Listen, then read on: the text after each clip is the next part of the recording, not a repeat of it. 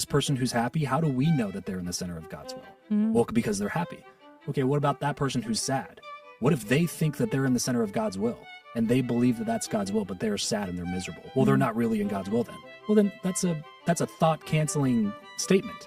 Mirrors the effect of a cold when you leave. People stop being interested in what you have going on relatively quickly once you're no longer pushing the agenda that they had in mind for your life.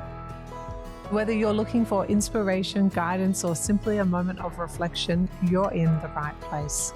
This is Wisdom Stripes.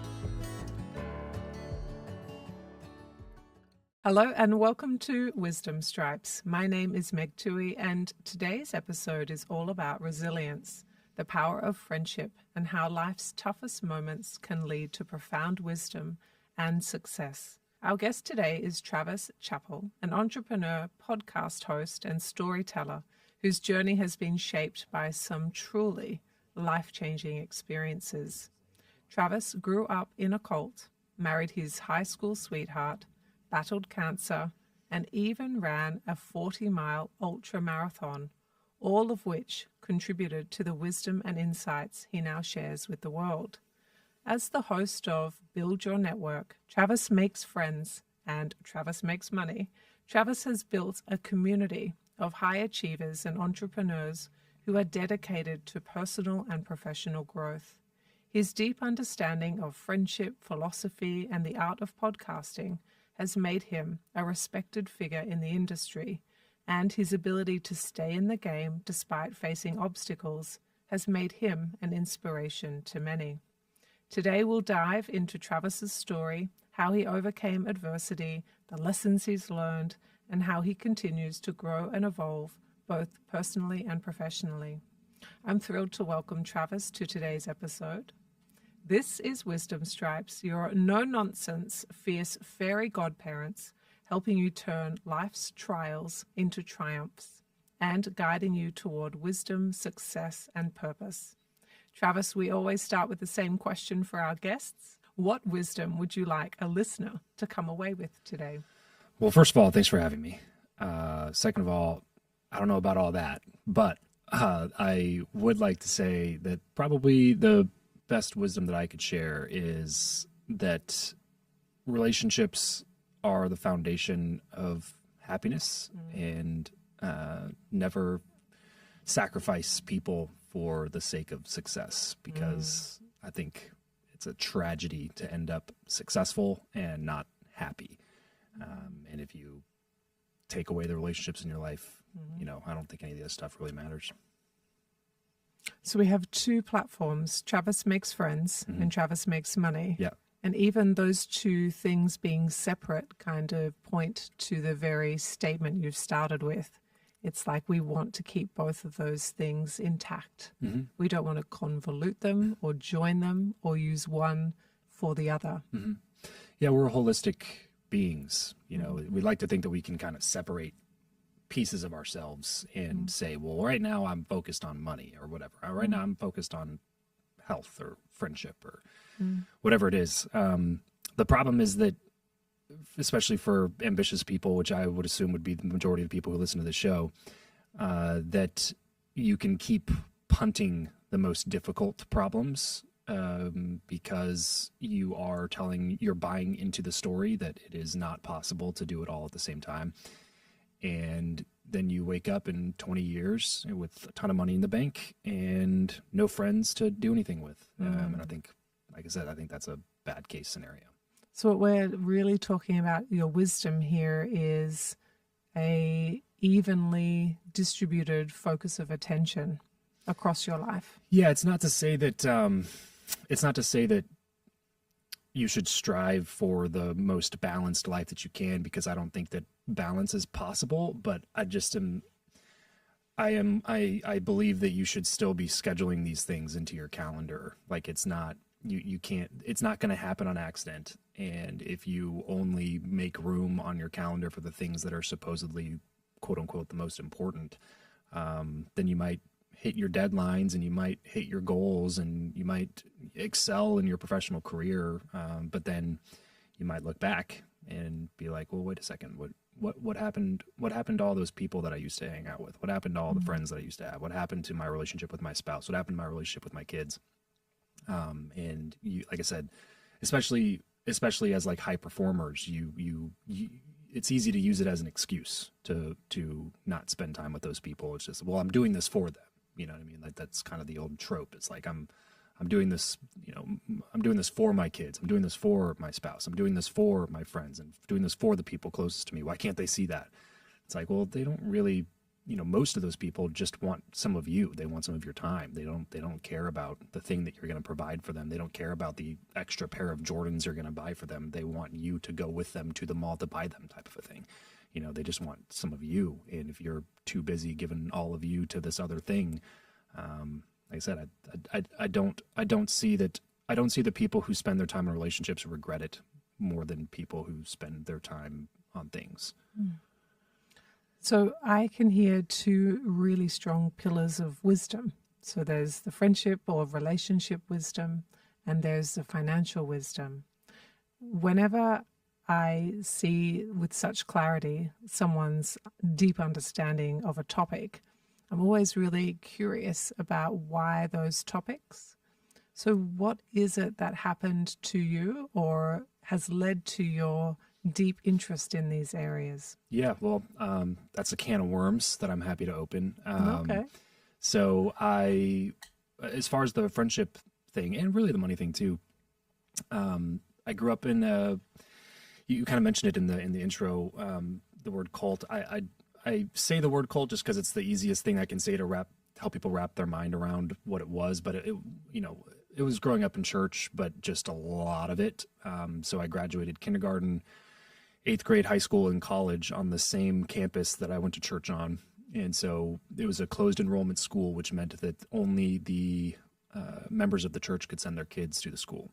So all of my church friends were my school friends, and my leaders were like my coaches, and my youth leaders were my teachers, and they were the same people you saw at church on Sunday morning, Sunday night, Wednesday night.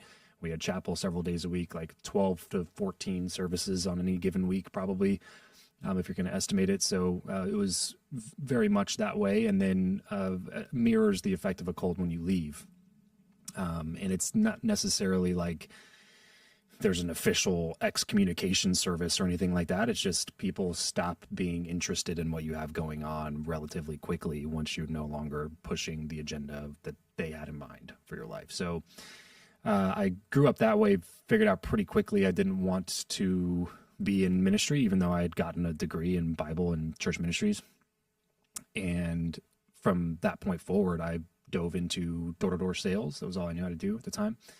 And then found my way into podcasting eventually, just kind of a thirst for knowledge, thirst for learning. It was the first time I ever really realized that I was going to have to do learning outside of school. All of school, you're just looking forward to not having to do it anymore. And then you get out of school and realize you still don't know anything. You're at the beginning. Yeah, right, exactly. And you're like, oh, I guess I have to continue this learning thing. It's just that I have to do it on my own, and nobody taught me how to do it on my own. Yeah. You know what I mean? I was just always in the structure that made me do these things. So found podcasting as a fan of podcasts, and then eventually started one. But that was, which brings me back to the reason for the question that you had, which is the friendship piece, the networking piece, the relationship piece.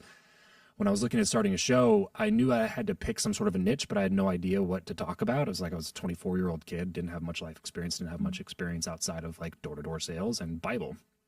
But I didn't want to do it about either one of those things. So I picked the only thing that I figured, like, if this is going to be something that's going to help me learn, then this is probably the thing that I want to learn the most. Because at the time I was like, my show, you mentioned in the intro, my show used to be called Build Your Network.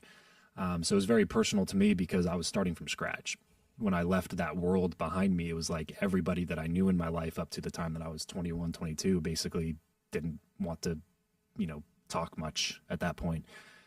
Even the people who are like still my friends that I would call friends of mine that are still kind of in that world, we just don't have a ton in common. We don't share similar values. So even though I would say they're my friend and they would say I'm their friend, we just don't talk much, don't hang out much. It's just you're kind of literally starting from scratch in that sense. So it was a very personal mission to me because I felt like I had to figure something out. I had to find some people that I could really resonate with and vibe with, for lack of a better word. And so the relationship thing kind of came through that. And then the money thing was just always kind of inherent. I don't know. I just always had an inkling toward entrepreneurship, toward making a quick buck, doing something, selling something, whether it was little, trinkets to sell in elementary school or starting a landscaping business in high school. I was always kind of leaning in that direction. So entrepreneurship, podcasting kind of made the most sense to me when I was getting started. Do you feel like both platforms have served as educational for yourself vehicles as well? Oh, yeah. Yeah. 100%. You get to ask the questions you've always wanted to know the answers to. Yeah. It's one of the main reasons I tell people to podcast. It's like, look, the audience to me is the cherry on top. There's so many other reasons to do it. And that's certainly one of them is it's like your best accountability partner for learning new things. For me in multiple ways. Number one, it's the guests that I bring on. I get to ask them everything that I want to ask them. It's like personal coaching sessions from some of the brightest people in the world. But also secondarily, I felt this this duty to my audience to provide the best possible information that I could. So I also became an avid learner outside of the podcast. So I went from being a 0 books a decade person to like a 25 books a year type of a person. Which again, like I would not have had the urgency to do that volume of outside learning if I knew that if I didn't have to show up on a weekly or more than weekly basis and pretend like I know something about something. So it was like I feel like I owe it to my audience to educate myself the best way that I can so that I can provide the best information that I know how to provide. Yeah, the duty of care. Yeah. I get that. I'm curious, when you left that community, did you also leave behind your parents, your siblings? No. My parents were, by the time I graduated college, they were less involved than they were when I was growing up. I think that they were mainly as involved as they were because they thought it was a good environment for me and my sister to grow up in. And then once we were kind of grown and out of it, then they kind of started slowly pulling out of it themselves. And then I would say my mom's completely out of it. My dad still is like holds on to a lot of the similar beliefs, even though like the practices aren't the same. Still holds to a lot of the same beliefs and things like that. And then my sister is not really involved in that world. Like a lot of the people that like grow up as that far on the right in terms of like conservative, traditional, it's fundamentalist Baptist is what it is. So like we would not associate or fellowship with Southern Baptists because they were too liberal for us. So we were very, very much like the us for no more mentality of like, we want you to join our thing, but you have to believe everything that we believe. Like we're not going to just fellowship with people who don't adopt our doctrine. So very fundamentalist in that regard. So a lot of people that grew up there, they kind of drop the fundamentalist part and still do everything else. And so I would say that would be, a fair amount of my circle and certainly some of my family as well. And where do you identify all of these years later? I don't go to church or do really any of the traditional religion stuff anymore. Yeah. Pretty far removed from it now. Okay. It occurs to me that there was a pretty clear blueprint for you in the first 20-ish years of your life. Yeah. And you live a life now that is a totally different blueprint. And I imagine the build to go from one blueprint to another would have been very much one brick at a time. Oh, yeah. Of building. Could you talk to us about what it's like? Yeah, it's a great insight. I still feel like I'm in that stage, because like I said, before it was like you get handed a manual, and it's like, do this, don't do that, do this, don't do that. Yeah. This is good, this is bad. Very black and white, which comes with its pros. The pros being that you don't have to use any brain power to figure anything out on your own. You just like get handed what you're supposed to do and you go, okay, cool, this works, and a lot of people are cool with doing that for basically their entire lives. It's just, this is what is right, this is what is wrong, this is black, this is white, and I know exactly the guide that I should live my life by. So when I was coming out of that, it was basically kind of starting with a clean slate and having to try to figure out, well, what do I actually believe about all of this stuff? And it was kind of a slow, to use their terminology, backslide, because I was just, it would just be like one thing that happened at the very beginning, you know, or two things that were just like, well, that thing that I used to believe like doesn't appear to be true. I wonder what else I believe that is maybe not true. And then I was somebody who was so 100% all in on it at the time that it definitely affected the way that I view belief systems and the way that I was going to structure my belief system moving forward, especially as it relates to empathy for other people and their belief systems, because I had zero of it before that point. It was just always like, you are wrong, I am right. How do I get you to see that I'm right? Not like any version of like, I wonder what would happen if I put on your glasses and saw the world through your lenses for a second. None of that at all, you know. So coming out of it was and is, like I said, still I think a continued process of still trying to structure my own values and my own belief systems around something that makes sense to me. So it's continuous. Yeah. The thing that is resonating with me at the moment is something we talked about a little while ago, which was the idea that nobody taught you how to learn. And then when you found yourself with a brand new template that you needed to start to build, you, out of necessity, had to find a way to fill the template. And you wanted to be thoughtful about the things you built in the template because you'd had one experience and you saw some gaps. I wonder if we could talk a little bit about what it's like to figure out how to learn later in life. Because I think that's one of the things that no one teaches you as an adult, is that learning is a skill, and learning how to learn is a really thoughtful skill. Yeah, sure. I initially basically just started opening myself up to the idea of other philosophies, other religion and things like that. Started reading more about Buddhism, Stoicism, just reading older, you know, works of philosophy and other religious texts and things like that. Also reading more about science and things like that. That was one of like the kind of bigger knowledge gaps in my background was science. Like our science book started with Genesis 1:1. You know, so that was like physical science was like in the beginning, like that was in our textbook.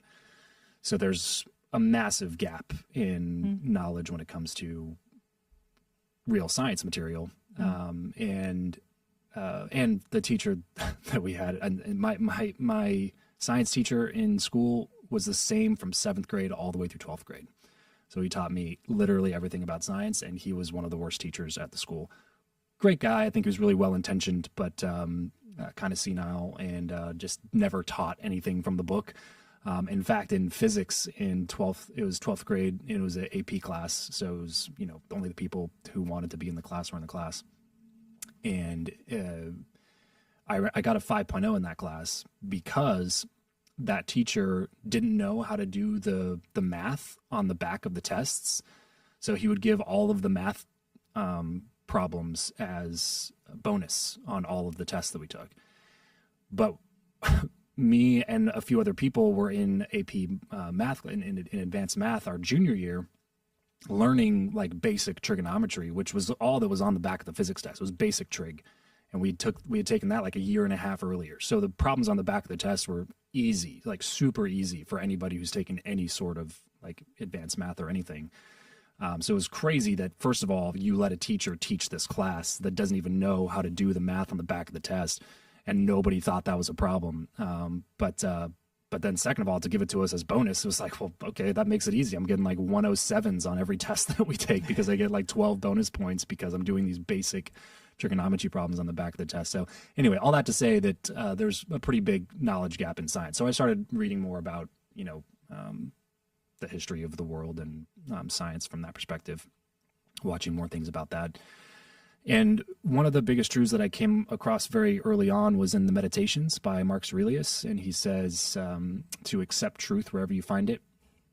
And that kind of became one of my guiding principles early on, because that was absolutely not the case growing up. In the original blueprint. Yeah, right. It was very much, you know, Stephen Hassan, who's a kind of a cult expert, has this model that he walks people through to see, like, check, you know, boxes to see, like, is this cultish behavior or not?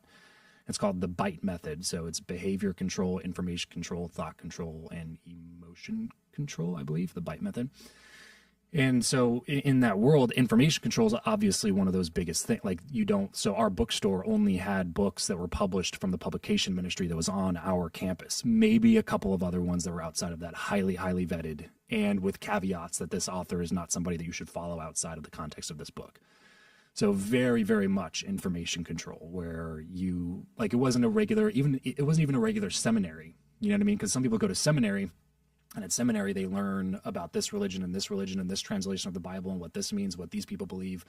We were never taught any of that. It was like, this is what you believe, and this is all you can believe. And if you don't believe this, we won't even let you graduate. And they actually reached out to us to let us know that this is not the case anymore. But after we did a podcast episode about it, but when I graduated, they would read the doctrinal statement from the pulpit and say, if you agree with this, stand. And if you didn't stand, they wouldn't let you walk. Even if you had completed all your courses, even if you had paid for your tuition, and deserved to walk and get a diploma, if you did not stand to say that you agree with the doctrinal statement of the college, then you did not get to graduate from the college. So again, very much information control, where truth did not come from multiple sources. If this person believes in this thing that we disagree with, whatever, homosexuality, then they also say this other thing. Well, we can't believe what they say about this other thing because they don't have the homosexuality thing right. So we got to, we don't know if this other piece of information is correct either. So we should probably just not listen to them at all. We should probably only listen to these people that check off all the boxes of the same belief system that we have. So accept truth wherever you find it was one of those first kind of early on beliefs that I adopted, to just be like, truth can come from any source. Truth is truth, regardless of where it comes from. And if you believe that you have the truth, then you should not be afraid of questions that are coming into light, because questions only further reveal truth. They don't, get you to believe something otherwise. So, all of that to say that that was kind of the basis for forming a new kind of belief system, a new value system for me, was first starting with the idea that truth can come from any source, and that you should be willing to ask questions regardless of who's talking and where that, truth is coming from. Mm-hmm. I'm really curious about the transition from that blueprint 1 to blueprint 2, which was a greenfield, and now you've built it over the last period of time.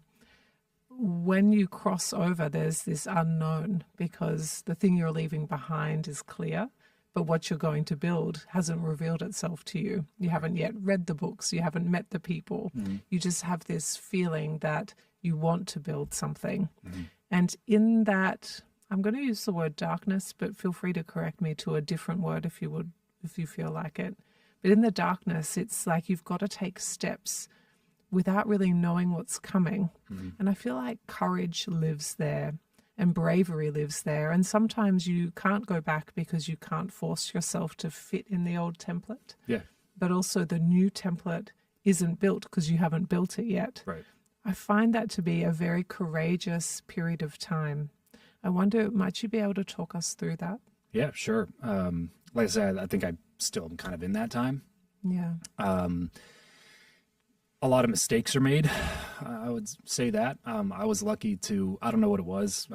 Just maybe good head on my shoulders, maybe because I was married already at the time. I don't know exactly what it was that prevented me from going so far down the opposite path. Mm. But there's plenty of people that grew up in that same world that I grew up in who ended up just going to the other side, far to the other side. And those were, of course, the stories that we heard about growing up. Or the examples of people that were just like, well, so-and-so thought it was going to be better out in the world or whatever. And then they got addicted to drugs, and now they're in jail, and now they have these charges against them. And they, so it was very, those were the examples that were kind of blown up in our face, obviously, to make it seem like if you take this path, then there's no other option. You know what I mean? Like, you stop going to church, you will be addicted to crack. You know what I mean? At some point, it's like one way or the other way. There's no in between. Then that, right. Yeah. I see. So I don't know. Again, I don't know what it was that prevented me from going down that path. Maybe just the fact that I was just being normal about it. I wasn't. I never wanted to act in spite of the way that I grew up, because I felt like that would still mean that they were controlling me even outside of their control. if that makes sense. You know, a lot of people think that they're in control and they're going to go exact this revenge on this group of people that wronged them or something or hurt them. And in reality, you're just still giving the control to that other group of people. You're still being controlled by them, just in a different way. So I was really trying early on to be as objective as I could and as gracious as I could as well, to recognize that, like, if those people truly believe 100% of the things that they teach, then I can understand why they raised me the way that they raised me, because they truly believe these things to be true. And so they thought it was their duty to protect me from these things and to teach me these other things. And so, like, try to have some empathy for their side of it, and then try to come at it with the most objectivity that I could. And then still recognize that I wanted to do cool things in life. You know what I mean? It wasn't like I wasn't just in this, you know, F it mentality where I would be apt to go get addicted to drugs or whatever. It was more just like the willingness to ask the question, like, are drugs really bad? Is alcohol that bad? Is smoking a cigarette that bad? Like, are these things that you guys just harped on all the time because it was the hobby horse that touched the most people on a Sunday night? You know, like, I don't know. I don't know the answer to those questions, but I'm willing to ask the question and find out. So yeah, I don't know exactly what it was, but something kept some sort of a head on my shoulders, of whether it was drive or ambition or desire to make money or be successful. But I know I was kind of lucky in that a lot of other people didn't do that, and they kind of lost all moral footing once the rule book went away. They had, like, no measuring stick. They had no way to decide what they thought was good or bad. Everything just kind of became neither. Wow. And so they just started acting in ways that were, like, against who I knew them to be. You know, it's like, you are a good person. I know you're making these decisions, but, like, those are not, you know, that those are the incorrect decisions. You know what I mean? And just because you don't have the Bible to point to anymore as the reason does not mean that there is not a reason. You know, it just means that the reason might be a little bit different. So yeah, it was and still continues to be things that I, like, find out about it that I'm just unraveling in my, you know, that are just deep rooted into my psychology. Obviously, I was there since I was 3. So it was basically exactly everything that I was raised with. It was, you know, they wrote the code in my brain. So it's just been kind of rewriting that code. There's tentacles, even though you've left the blueprint. Yeah. Let me ask you something. When was the last time you felt completely aligned with who you truly are? Not who others expect you to be, but your authentic self. In my new book, Heartprint, I share the story of Ellie and her wise woman, Elizabeth, a journey that will help you reconnect with your own inner wisdom. Like a fingerprint, your heartprint is unique and unchangeable. It's always there, even when life's pressures make you feel disconnected or small. Through this intimate story, you're going to discover how to trust yourself again and make choices that honor who you really are. Visit www.megantuohey, which is Meg and Tuohey.com/book to begin your journey home to yourself. There's still that sense of the potential for the reminders that live in you to bubble up in unfamiliar circumstances, I guess. Yeah. We haven't quite figured out what your position is. The default programming is probably the first available context you have. Oh, for sure. For sure. Yeah. And I don't want to make it seem like it was all bad. You know, I know that some people grew up in, like, cults where there's, like, real physical oppression and abuse and things like that. And, like, I don't want to downplay some of those things, and I don't want to vilify the entire way that I was raised, because there's a lot of really, really good things about it. And overall, I'm grateful for the experience. And I'm, like I said, with my parents, it's like I know that they were doing 100% what they thought was best with the information that they had at the time, out of love. So it's like, I'm a parent now. Like, I can't. You get it. Yeah, like, I'm not going to be mad at that. You know what I mean? Like, they loved me and they did exactly what they thought was best for me. They did. So cool. I'm great with all of that. Yeah. And like I said, I'm grateful for the good things. And it's like, you can focus on the bad things, you can focus on the good things, and the bottom line is there's pros and cons for the way everybody was raised. But for all intents and purposes, I had it very, very, very great growing up. You know what I mean? So I don't have anything to complain about. But that does not mean that I can just turn a blind eye to some of the other things that I need to unwind and relearn and change about myself. And you know, all the people have things we need to unlearn, unwind, and change based on the templates they inherited. Yep. You know, your template was your template. Everyone has a template. And some of those templates have good things, and some of those templates have things we wish we would do differently. And then we can choose to. So I get that too. The only thing that is left for me in this conversational sphere is a sentence you said a couple of minutes ago where, and you didn't quite say it like this, so I'm testing to see whether I got it right, and I'm very comfortable if I didn't get it right, I promise you. All right, shoot. But I think I heard you reference that some of the people that left that felt really adrift and perhaps made choices because they didn't feel like they had a governance system without the Bible, without that blueprint, is one way of exiting. And then your experience was, I think you talked about a head on your shoulders. But as I listened to you, it seemed to me that you had more of an internal guidance system, like in that template that all of you kind of experienced.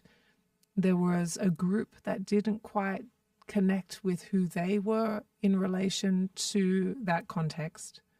And so when that context was removed, it was sort of like, I'm not sure who I am at all, and I need to build a blueprint. Whereas it feels like maybe you came out and you had some surety about you, and you had to build a blueprint. Yeah. Am I in the right place? Yeah, I wonder if it had more to do with whatever eventually pulled me or that other person out of it. Yeah. Because for me, a lot of it was like starting to explore the personal development, self-help world, and starting to look at other philosophies and religious ideologies and things like that. It wasn't just because like, I don't feel like this is true, let me just go drink with my buddies at the bar and accept that that's not true. It was like a deep search to try to figure out, like for me, it was like I was about to dedicate my life to doing that thing for the rest of my life. Like that's what I'd got my degree in. That's what I was going to do full time forever. Ministry. Yeah. And so for me, that exploration time was a period of like, if I'm going to do this, I want to be damn sure that this is the correct thing to be doing with the rest of my life. And the more that I studied other things, the more I call it just a crack in the dam. It was just a little tiny crack in the dam that happened, you know, and then that crack gets a little bit bigger, and then another crack appears, another one, and then the whole dam breaks. That process probably took, 6-7 years. Yeah. But the first crack started appearing like right after I was done with college. And that's what kind of started making me start, looking at other paths.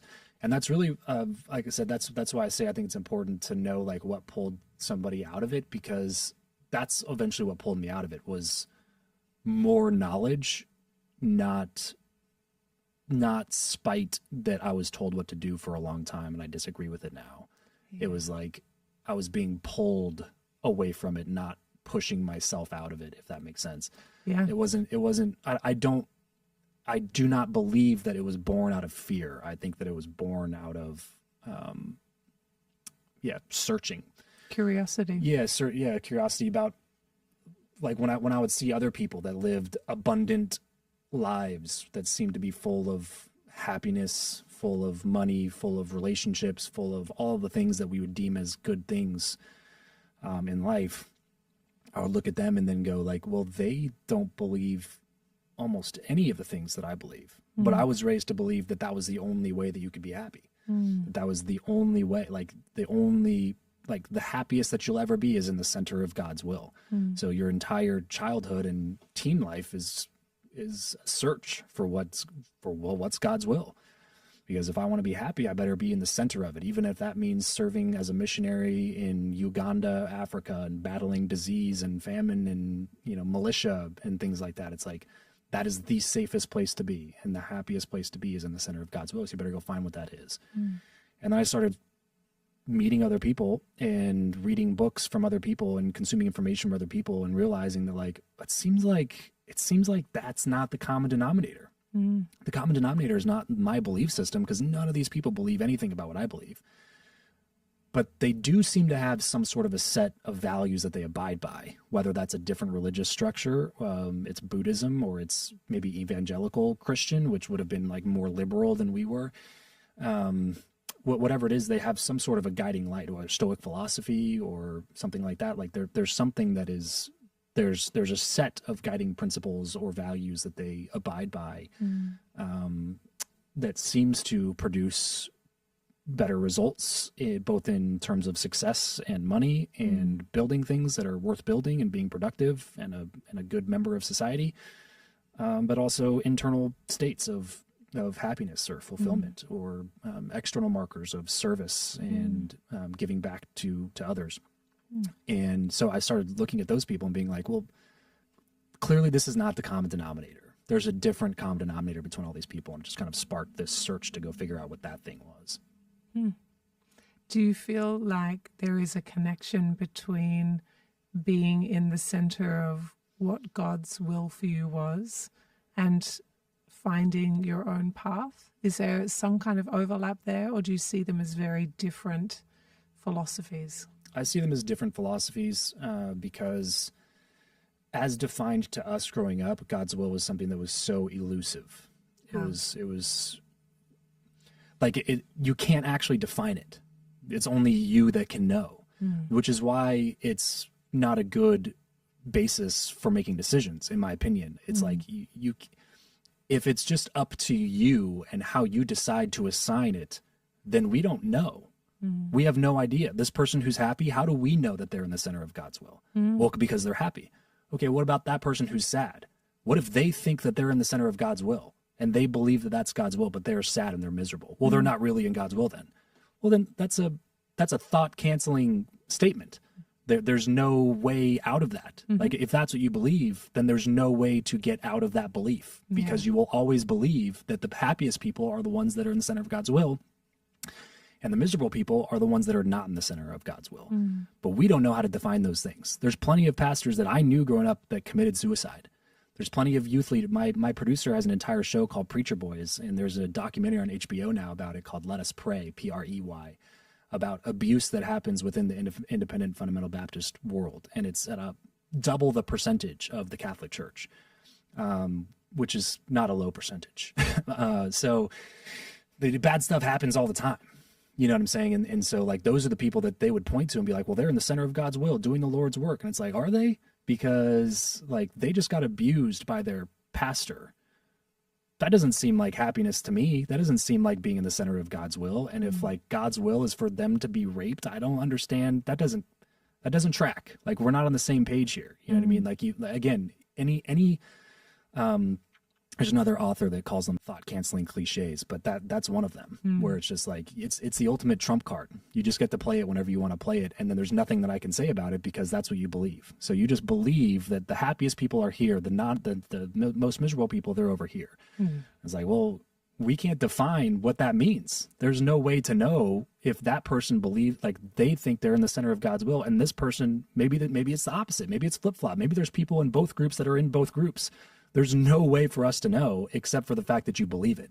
So there goes all thought. It goes out the window. There's no way to actually parse through this and figure out, well, which people are and which people aren't, and how do I make sure I'm one of the people that ends up in God's will?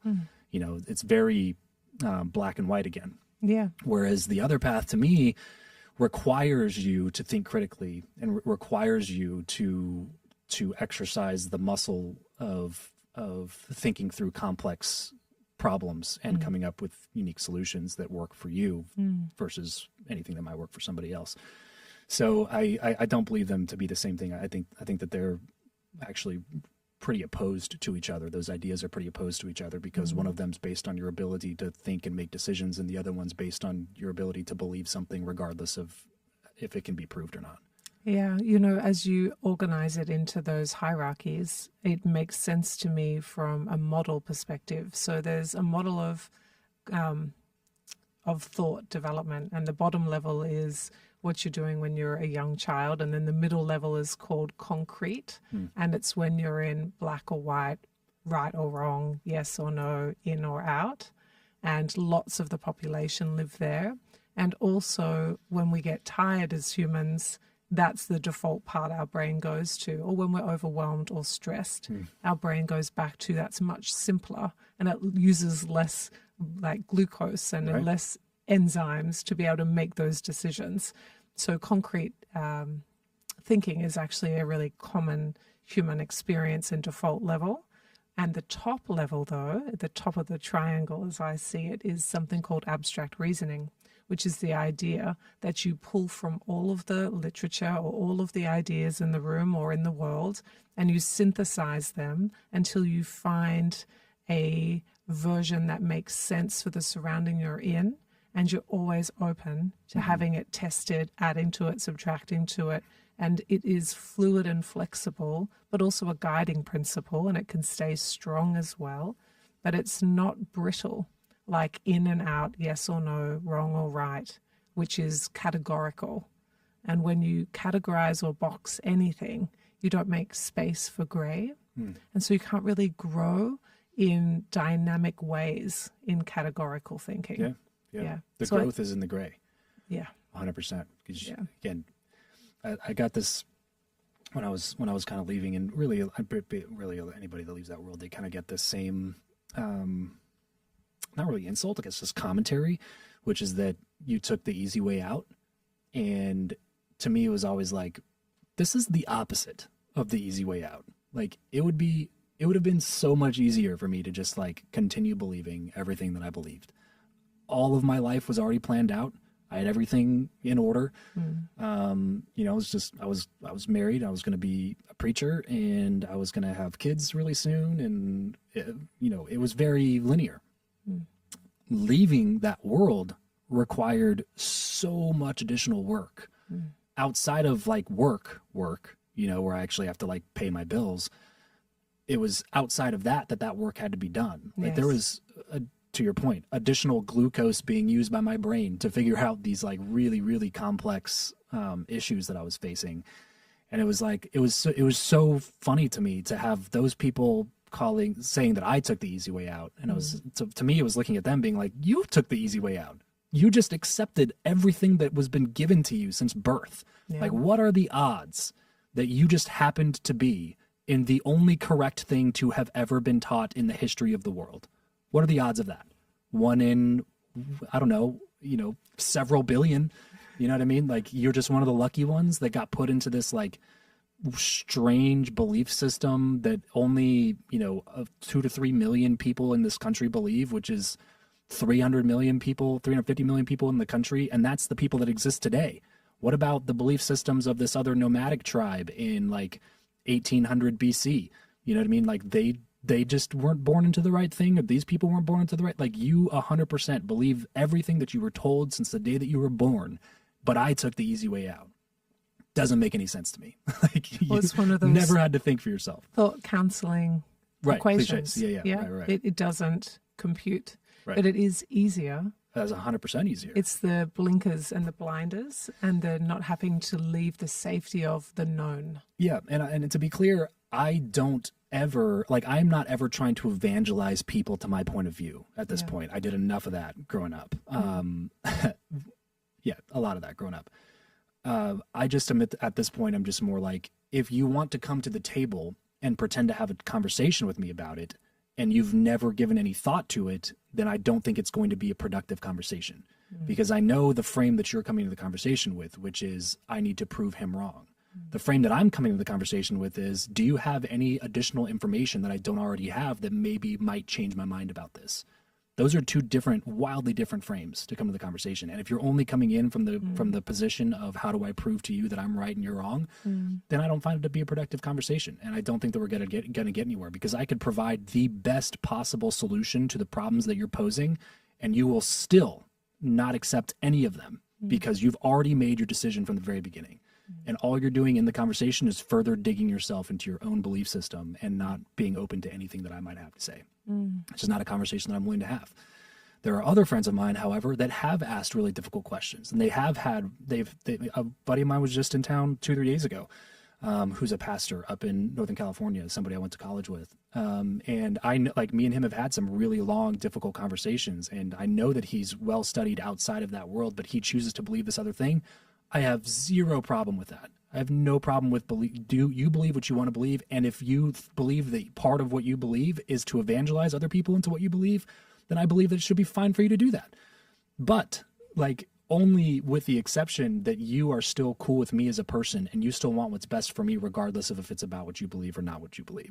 And so those people have remained friends of mine. And I'm always willing to have, like, deep, honest conversations with them, because I know that it's from a position of just trying to understand where I'm coming from, Right. instead of a position of trying to persuade me to believe what they believe. So yeah, there's multiple people. I'm not gonna have the conversation with you. Just, you believe what you believe, I'll believe what I believe. We're probably not gonna hang out, because you have no ability to think for yourself, reason for yourself, or be willing to come to the table with any measure, any degree of uncertainty, or any degree of being willing to change at all. And that's not like I said, it's not a productive use of time. If I could add to it and test if you agree, it seems to me that what we're circling is the people that have come with you and you have resonated with from your old world into your new world are those that can tolerate your differences and your ability to tolerate their differences, and to find the common ground of love or shared values or shared meaning where it's possible. And it is uncomfortable, I think, it is unfamiliar to build the muscle of tolerating differences and being able to still be connected. Yeah. Would you say I'm in the right place? Absolutely. Yeah. The civil conversation is a lost art, unfortunately, especially in the US right now. It's us against them in every regard. And I try my best to not be that way with any of those things. And I kind of get it from both sides, because I'm still, like, fairly politically conservative, even though I'm not religiously conservative. And so there's a lot of tension to me, like, from both sides of the aisle, because typically anyway, people on this side are also very religious, and I disagree with them on a lot of those things. And typically people on this side, I agree with on, like, more life philosophy and more religious things and stuff like that. And then it comes to political things, like, I don't really agree with them either.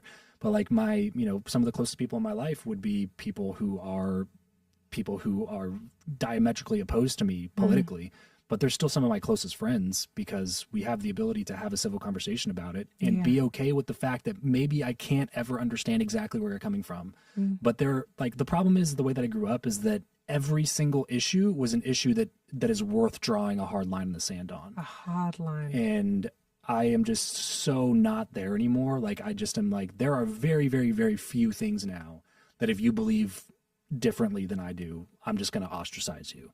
Like, there are some things, absolutely. If you stand for nothing, you'll fall for anything. So you should have some things that you're willing to take a stand for. But it's just that list of things is such a smaller list that I can get along with just about anybody.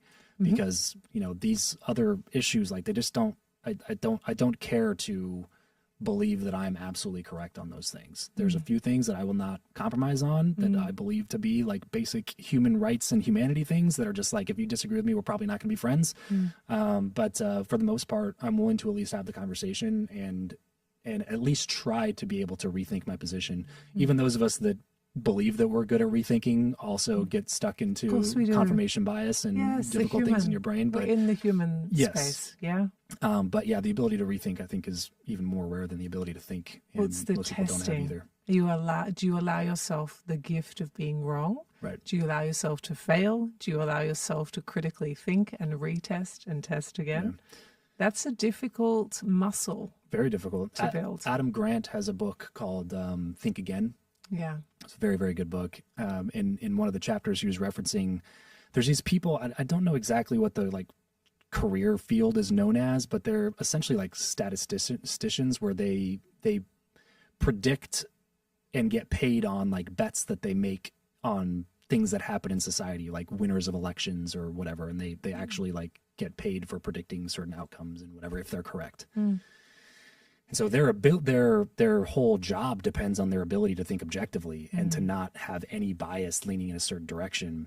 And he gives an example of like one of those guys in there that was predicting the outcome of one of the elections and admittedly got taken, like lost the ability to win a lot of money because he allowed his own biases to take over. And his job is to be able to rethink. Right. And he knows that that's something that he has to do, is the ability, like the ability to rethink is paramount to his ability to make decisions and accurately predict outcomes. And even he still allowed his own biases to prevent him from making the decision that he knew to be correct based on the data that he was examining. I was like, man, if that guy is still doing it, then what chances do I have? You know what I mean? Yeah. But just being aware that that's something that's probably happening, I think is still useful and valuable. It is useful. And also we are in a human suit, and it is easy to fall into complacency or to not stretch that muscle, which is uncomfortable to stretch. Mm-hmm. Yeah, it is. It makes sense to me. Yeah, it never feels good. No, it's uncomfortable. To say you're wrong about something, especially if you've taken a public stance about it. True.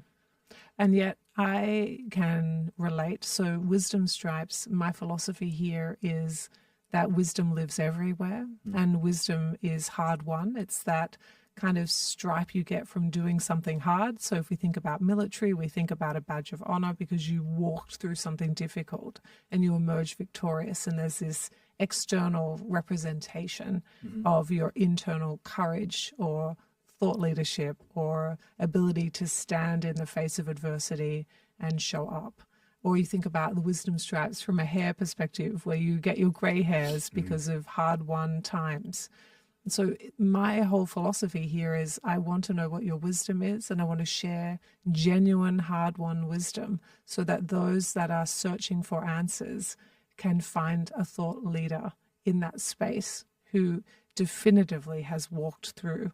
And sometimes they might borrow some strategies. Sometimes they might borrow some beliefs of that person. Sometimes it might just be nice to see that someone was successful, so maybe they can be too.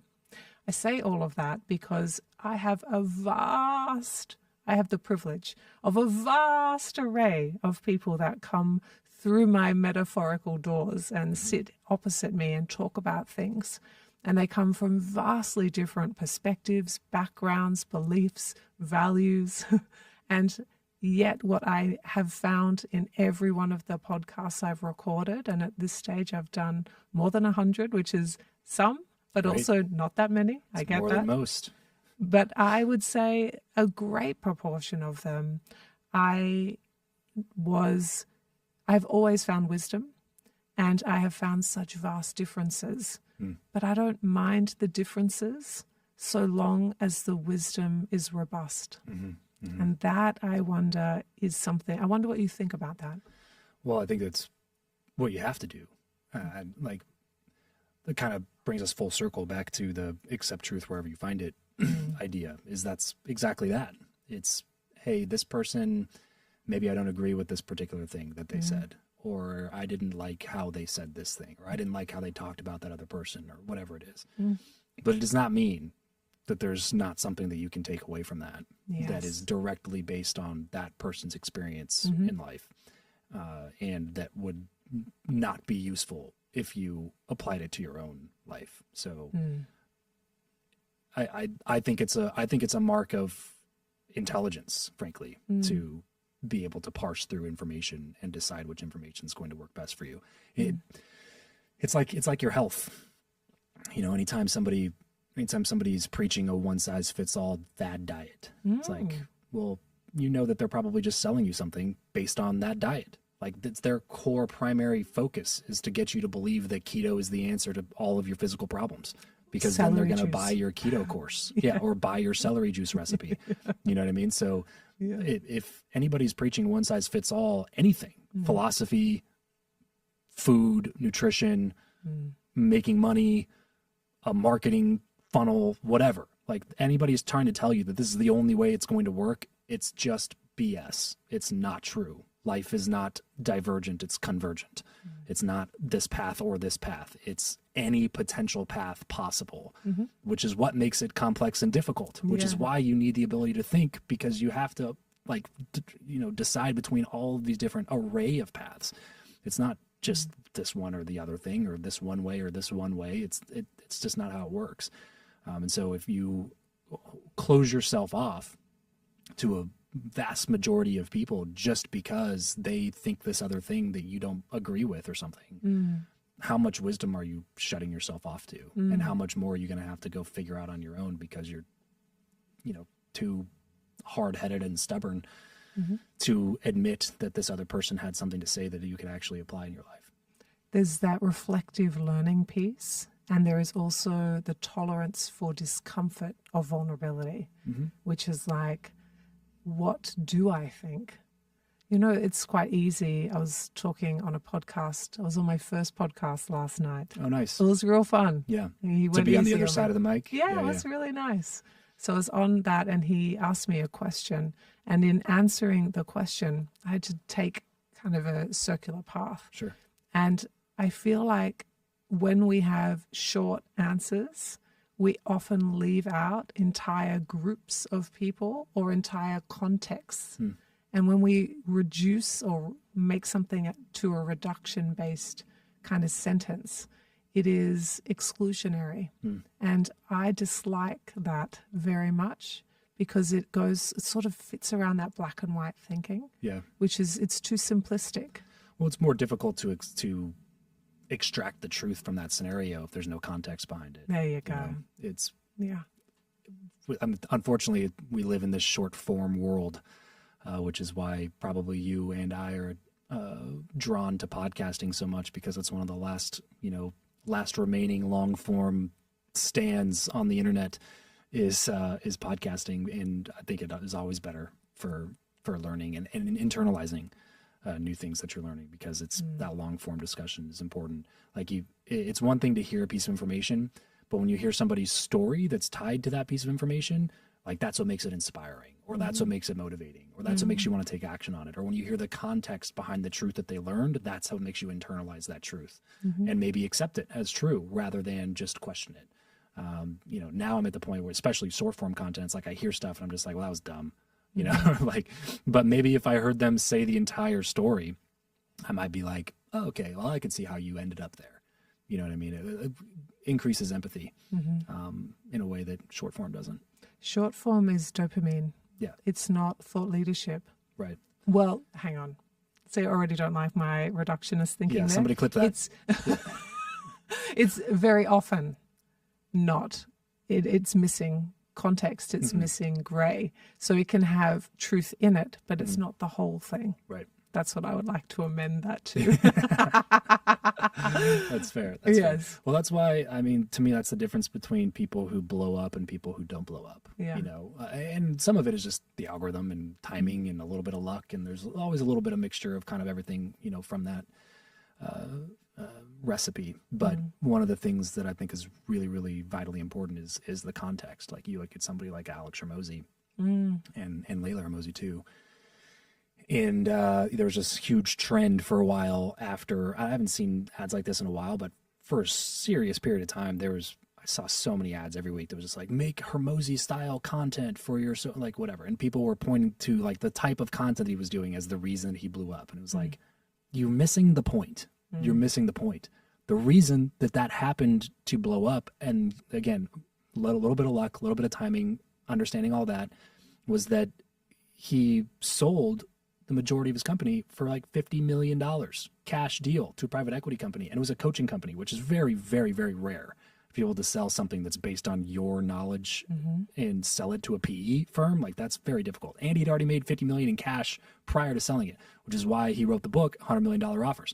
But he didn't just hire a ghostwriter to write the book. He spent like 2 or 3 years, as I understand it, writing and rewriting that book 24 times, and then putting it out to make sure that the book was a fantastic piece of business information. It was a gift. That people could really, really internalize it and see results in their life. And it worked. The book took off around the same time he started doing a ton of short form content, which, by the way, he was spending $30,000, $40,000 a month on to produce.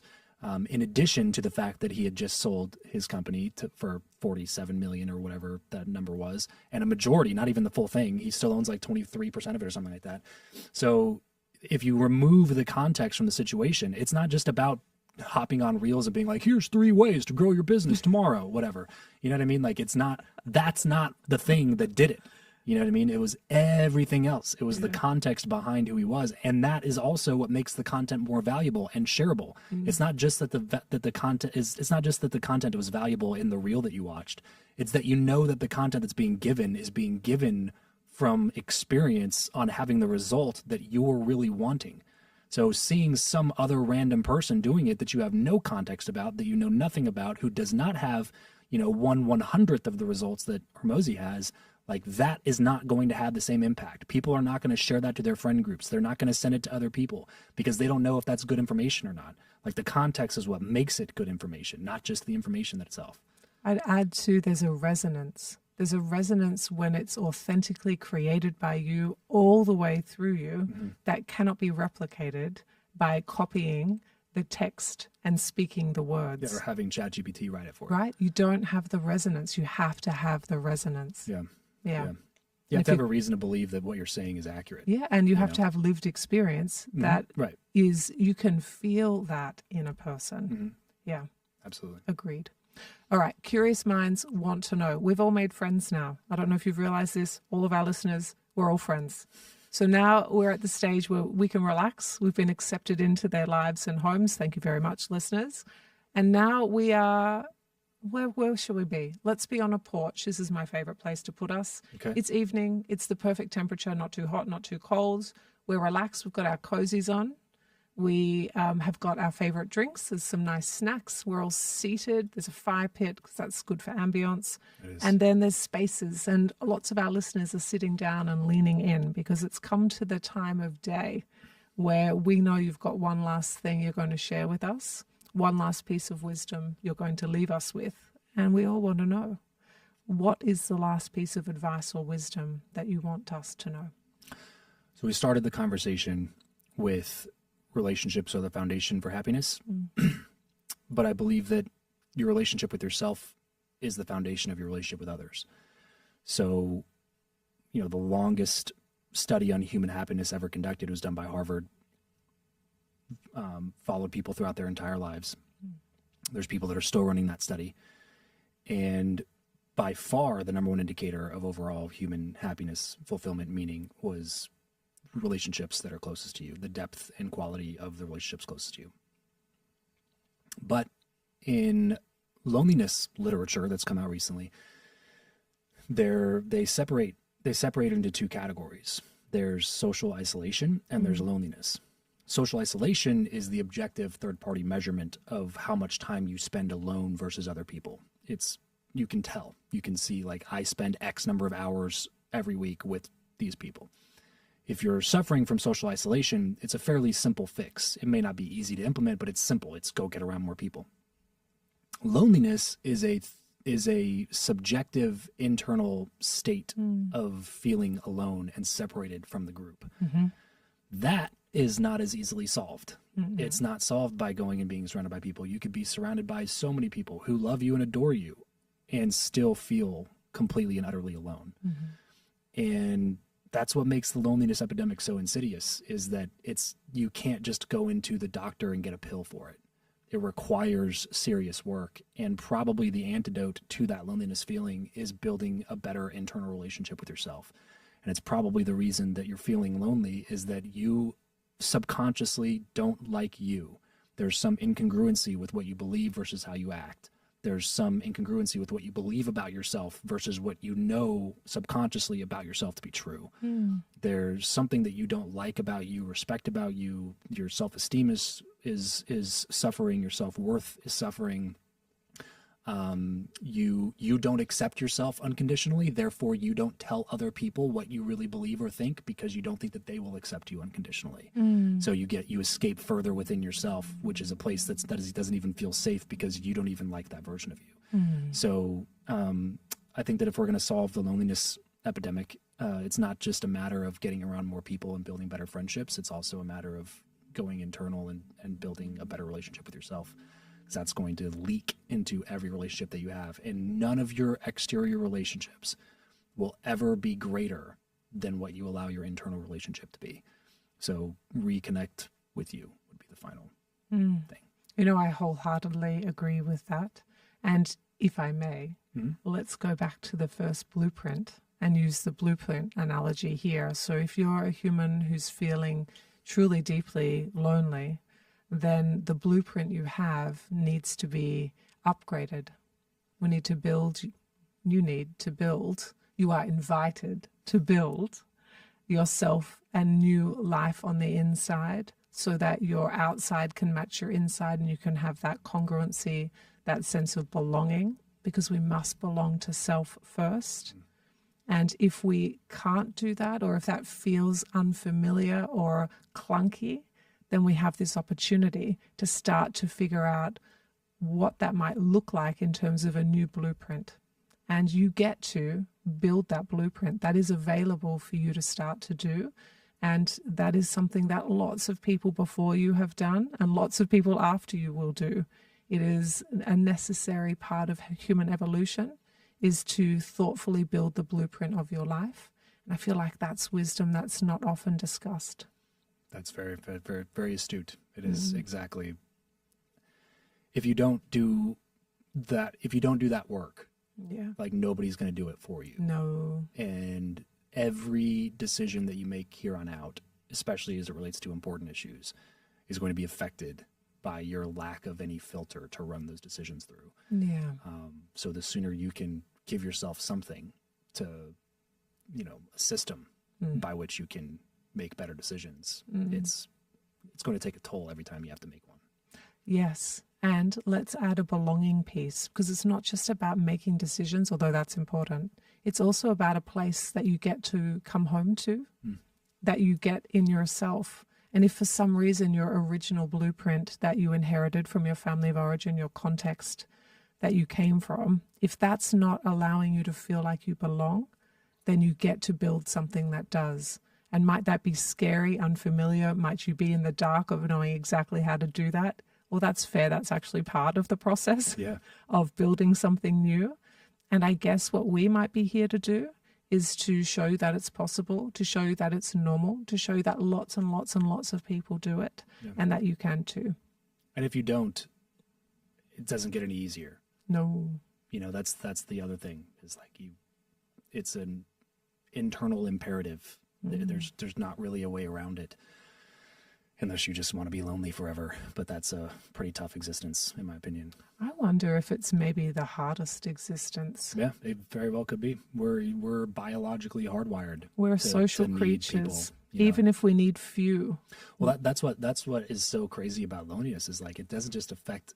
When I was reading this literature, I expected that it would affect mental health. That made sense to me. Yeah. Loneliness as it relates to depression, suicide, anxiety, that makes sense to me. Yeah. But it also is a double-digit percentage increase in all-cause mortality.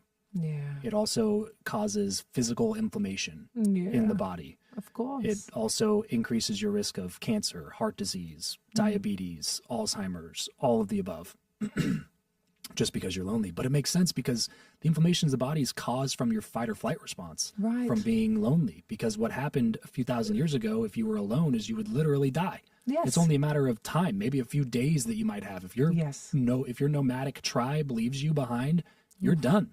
It's only a matter of time before disease, lack of food or water, shelter, getting eaten by something, predator. Something, you will die. That is biologically hardwired into every single one of us still. So if you have these internal feelings of loneliness and you don't feel connected to the tribe or belonging in a community, you're constantly in a state of fight or flight. You're constantly, your anxiety levels are through the roof. You have cortisol coursing through your veins, and it will lead to inflammation within the body, which is why it's actually better to smoke up to 15 cigarettes per day than to be lonely in terms of your physical health. 15 cigarettes per day. Not to say that this is an excuse to smoke cigarettes, because it's not. Please do not hear that. Yes. That was illustrative purposes. Yes, correct. Only. Yeah. But it is true. It is true. I think it is an excruciating feeling, being lonely and being separated from your group. Yeah. Essentially, we're talking in-group, out-group as well. So if you don't have a group that you're on the inside with and you feel like you're on the outside looking in, that is a precarious place to live. You have to either be willing to show yourself to that group so that they can accept who you are, truly who you are, or you have to be willing to go find another group.